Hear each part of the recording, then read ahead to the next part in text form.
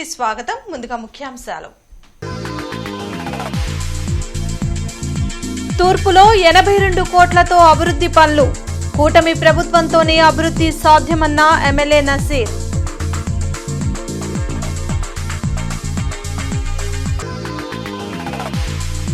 ఈ నెల 24న mega parent teacher meeting. Leap app వినియోగంపై తల్లిదండ్రులకు అవగాహన. షెడ్యూల్ ని విడుదల చేసిన కలెక్టర్ సాయికాంత్ వర్మ.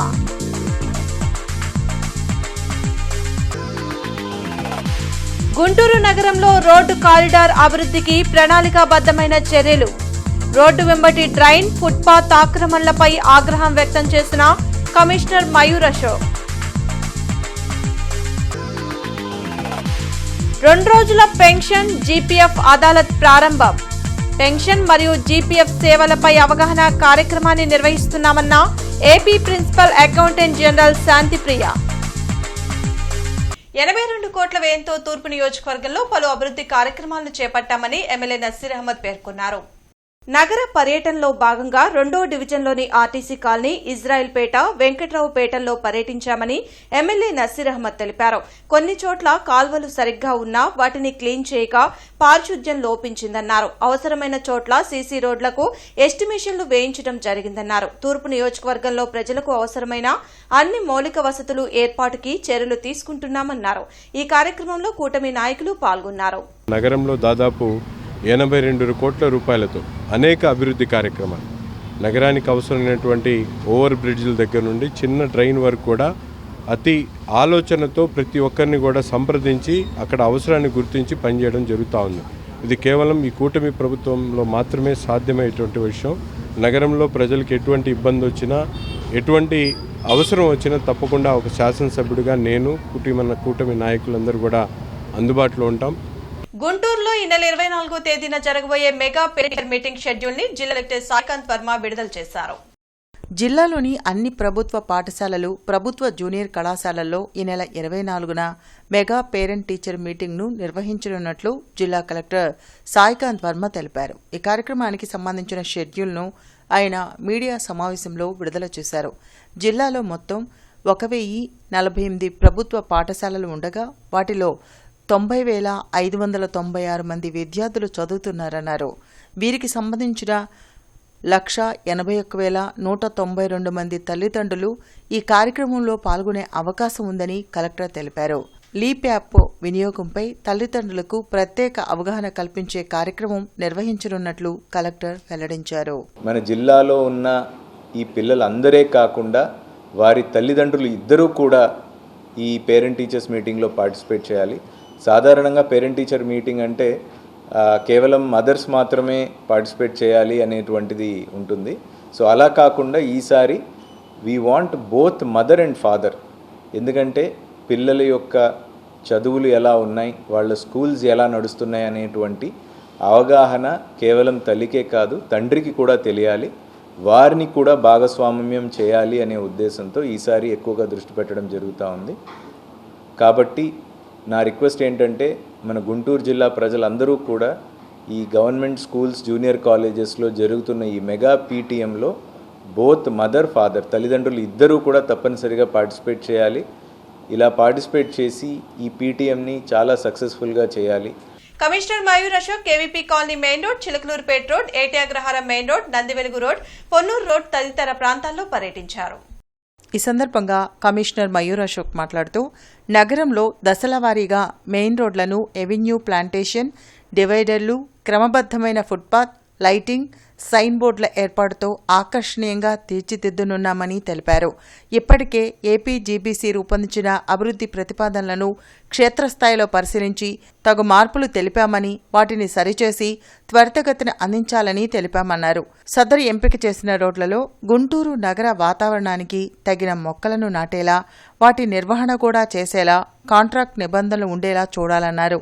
అనంతరం ఆయా రోడ్ల వెంబడి డ్రైన్, ఫుట్పాత్ ఆక్రమణలను గమనించి సంబంధిత ప్లానింగ్ కార్యదర్శులపై ఆగ్రహం వ్యక్తం చేశారు. 2 రోజుల్లో జీఎంసీ మెయిన్ ఆఫీస్ నుండి కలెక్టరేట్ వరకు రోడ్లకు ఇరువైపులా ఉన్న ఆక్రమణలను పూర్తిగా తొలగించాలని స్పష్టం చేశారు.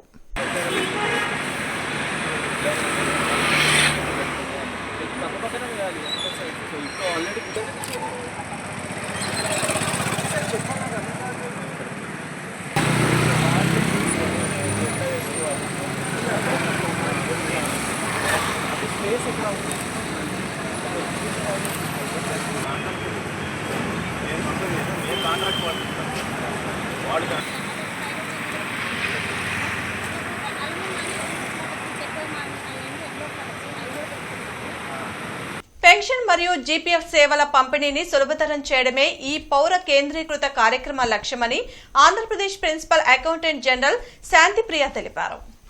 ఆంధ్రప్రదేశ్ ప్రిన్సిపల్ అకౌంటెంట్ జనరల్ కార్యాలయం ఆధ్వర్యంలో కలెక్టరేట్లోని శంకరన్ హాల్లో 2 రోజుల పెన్షన్ మరియు జీపీఎఫ్ అదాలత్ను ప్రారంభించారు. ఈ సమావేశంలో ఆమె మాట్లాడుతూ పెన్షన్, జీపీఎఫ్ మరియు ఇతర పదవీ విరమణ సేవలకు సంబంధించిన విషయాలపై అవగాహన కార్యక్రమం నిర్వహిస్తున్నామని తెలిపారు. ఫిర్యాదుల పరిష్కారం ద్వారా పెన్షన్ మరియు జీపీఎఫ్ సేవల పంపిణీని సులభతరం చేయడమే ఈ పౌర కేంద్రీకృత కార్యక్రమం లక్ష్యమని తెలిపారు. ఈ కార్యక్రమంలో joint collector Ashutosh Srivastava, CEO Sandeep, Kushal Karthik, Ashit Patnaik, Khajavali తదితరులు పాల్గొన్నారు. గవర్నమెంట్ ఎక్స్చెకర్ కి లాస్ అయింది సార్. అండ్ ఈ థర్డ్ కేసులో 12 lakhs amount, 12.5 lakh amount CBP amount excess recovery చేశారు. అది పెన్షనర్ కి లాస్ సార్. ఈ 3 కేసెస్ లో కూడా ఈవెన్ దో ఎక్సెస్ పేమెంట్ అవనియండి, షార్ట్ పేమెంట్ అవనియండి, ఏది జరిగినా కానీ ఇర్రెగ్యులారిటీని కన్సిడర్ చేసి ఈ ఇర్రెగ్యులారిటీ జరగకుండా చూడాల్సిన రెస్పాన్సిబిలిటీ ట్రెజరీ ఆఫీసర్దే ఉంది సార్. సో దీనికోసం మేమేం చేయాలనుకున్నామంటే ట్రెజరీలో అక్యురేట్ వెరిఫికేషన్స్ చేయాలి. ఎందుకు అంటే ఈవెన్ దో మైనర్ అమౌంట్ అయినా కానీ దాని కాన్సిక్వెన్సెస్ లాంగ్ స్టాండింగ్ ఉంటాయి కాబట్టి చాలా హ్యూజ్ అమౌంట్ అవుతుంది. ఒకవేళ ఎక్సెస్ అమౌంట్ కనుక మీరు పెన్షనర్ కి పే చేస్తే అది రికవరీ చేయాలనుకుంటే పెన్షనర్ కి బర్డెన్ అవుతుంది అన్న ఆస్పెక్ట్ లో జీవో నెంబర్ 396ని రద్దు చేయాలంటూ గుంటూరు రెవెన్యూ జిల్లా దస్తావేజుల లేఖర్లు, స్టాంప్ వెండర్లు, డీటీపీ ఆపరేటర్లు చేస్తున్న పెన్ డౌన్ కార్యక్రమం 2వ రోజు కొనసాగుతుంది. రాష్ట్ర ప్రభుత్వం కక్షిదారుల వ్యవహారమైన దస్తావేజు తయారీ విధానాన్ని పీపీపీ విధానంలోకి తీసుకోవడం దుర్మార్గమని గుంటూరు రెవెన్యూ జిల్లా డాక్యుమెంట్ రైటర్లు మండిపడ్డారు. దీనివలన రాష్ట్ర వ్యాప్తంగా 5 లక్షల మంది రోడ్డున పడతారని ఆవేదన వ్యక్తం చేశారు. వెంటనే జీవో ఎంఎస్ 396 జీవోని ప్రభుత్వం ఉపసంహరించుకోవాలని డిమాండ్ చేశారు. ఈ కార్యక్రమంలో సాయి, రామరాజు, మునగాల రవీంద్రబాబు, రషీద్, పొట్టి గోవర్ధన్, తన్నీరు సురేష్ కుమార్ తదితరులు పాల్గొన్నారు. మా ప్రధాన డిమాండ్ ఏంటంటే 396 జీవోని ఉపసంహరించుకోవాలి. ఆ జీవో వల్ల మా జీవనోపాధి కోల్పోయే అవకాశం 100కి 100% ఉంది అని మేము నమ్ముతున్నాం. కాబట్టి ఆ జీవోని గవర్నమెంట్ని బేషరతుగా ఉపసంహరించుకోమని కోరుతున్నాం. మరి ఇక్కడ స్టాంప్ వెండర్లకు కూడా లైసెన్సులు ఉన్నాయి. మరి దస్తావేజ్ లేఖర్లకి లైసెన్సులు ఎందుకు ఇవ్వరు? దస్తావేజ్ లేఖర్లకి లైసెన్స్ ఇచ్చి తీరాలి. ఈ రిజిస్ట్రేషన్ వ్యవస్థలో మేము ఒక పిల్లర్ లాంటి వాళ్ళం. మేము లేకుండా అక్కడ దస్తావేజు లేదు, మేము రాయకుండా దస్తావేజు రిజిస్టర్ అవ్వట్లేదు. ఎందుకంటే మీరు రాసే దస్తావేజులో అంత నాణ్యత ఉంది. ఆ నాణ్యతను కాపాడుకుంటూ వస్తున్నాం. మరి వేల కుటుంబాలకి మేము రాసే దస్తావేజుల వల్ల రక్షణ చేకూరుతుంది. ఒక వ్యక్తి కూతురుకో కొడుకో ఒక ఎకరం పొలం ఇవ్వాల్సి వస్తే మేము రాసే ఆ దస్తావేజు వల్ల ఆ కుటుంబం చాలా ఆనందపడుతుంది.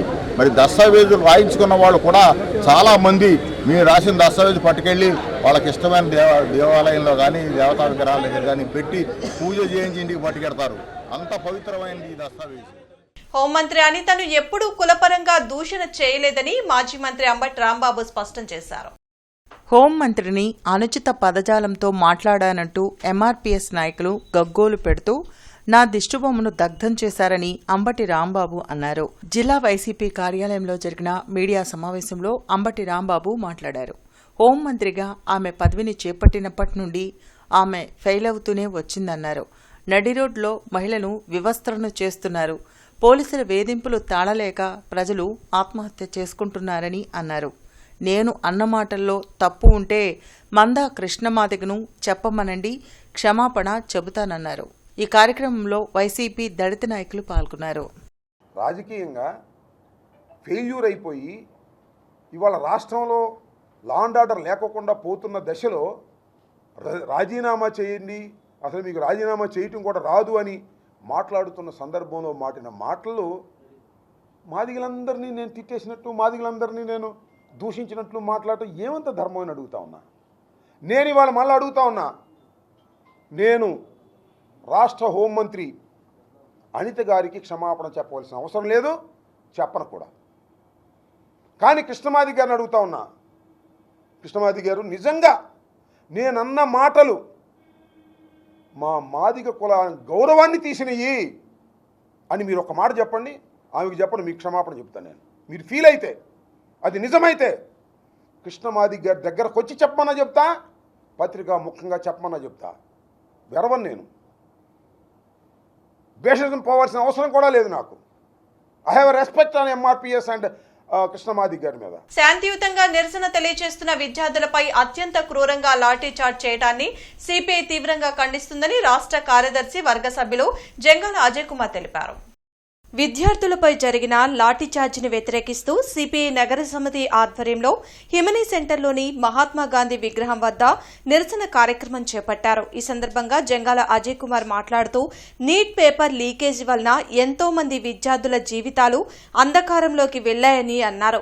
వెంటనే కేంద్ర విద్యాశాఖ మంత్రి ధర్మేంద్ర ప్రధాన్ రాజీనామా చేయాలని ఆందోళనలు చేసినా మోడీ ప్రభుత్వం పట్టించుకోలేదని మండిపడ్డారు.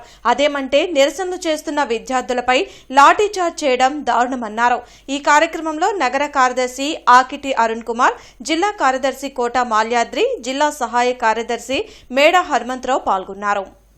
పర్యావరణవేత్త వాంగ్చుంగ్ సోనాం 22 రోజుల పాటు దీక్ష చేసి తాను దీక్షను ఇంకా హాస్పిటల్లోకి లిఫ్ట్ చేసినప్పటికీ దీక్షను కొనసాగిస్తున్నటువంటి నేపథ్యంలో అక్రమ అరెస్టుకు నిరసనగా కాక్రోచ్ జనతా పార్టీ చలో పార్లమెంటుకు పిలుపునిస్తే దేశంలో ఉన్నటువంటి లక్షలాది యువత కదిలి, విద్యార్థులు కదిలి, యువతరం కదిలి పార్లమెంటును ముట్టడిస్తే శత్రు దేశాల సైనికులను కొట్టినట్టు విద్యార్థుల తలలపైన లాఠీలు బాది మహిళా విద్యార్థులను కూడా చూడకుండా రక్తం పడేట్టు కొట్టి ఇంత వికృత విన్యాసాలు చేయాల్సిన అవసరం ఉందా అని చెప్పేసి మేము అడుగుతా ఉన్నాం.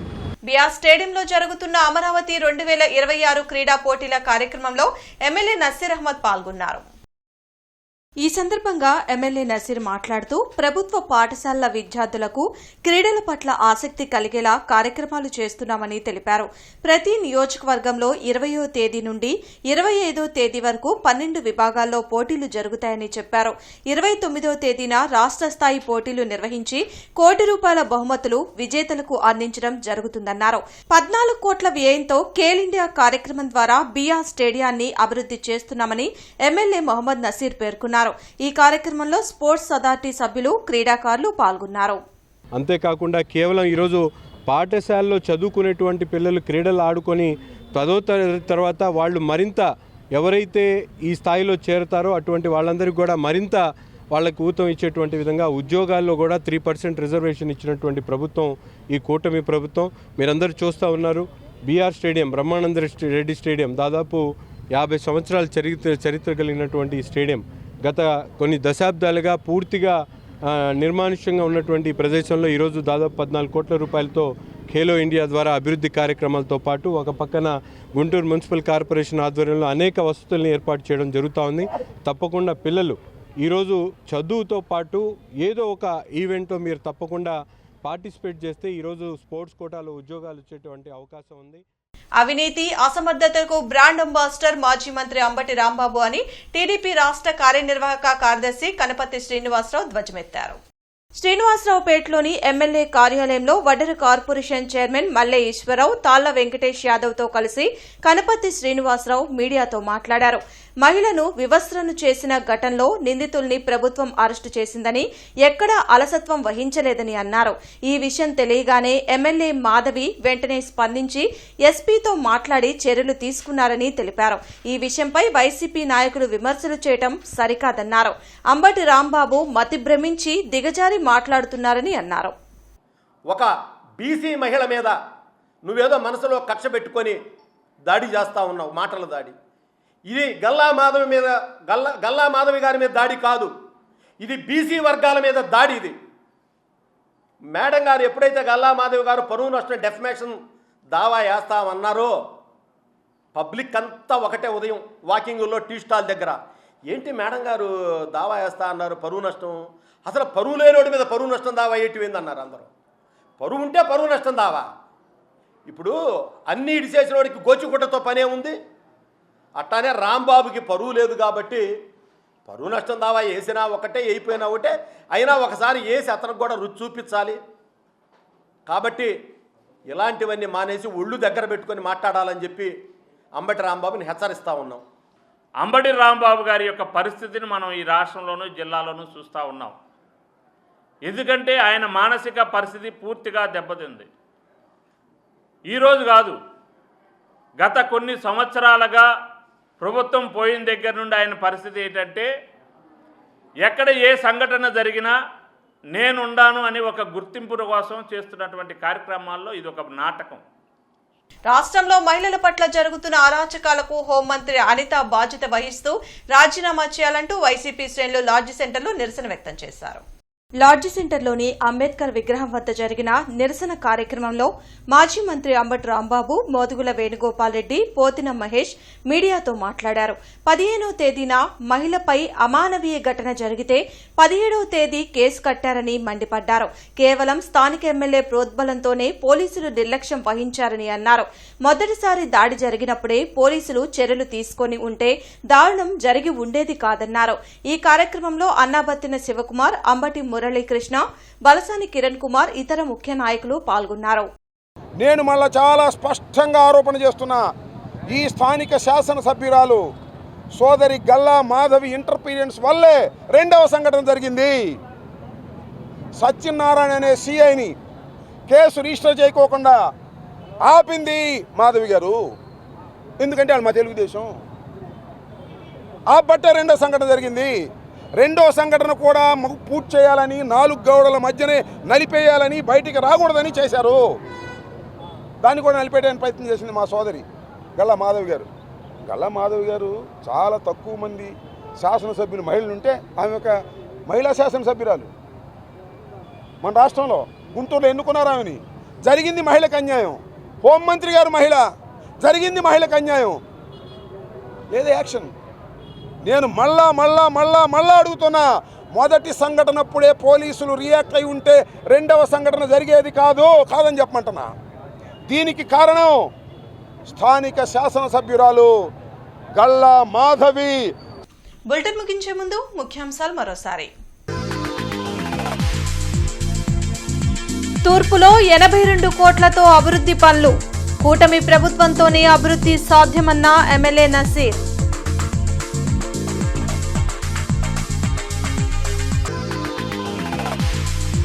ఈ నెల 24న mega parent teacher meeting, leap app వినియోగంపై తల్లిదండ్రులకు అవగాహన. షెడ్యూల్ ని విడుదల చేసిన కలెక్టర్ సాయికాంత్ వర్మ.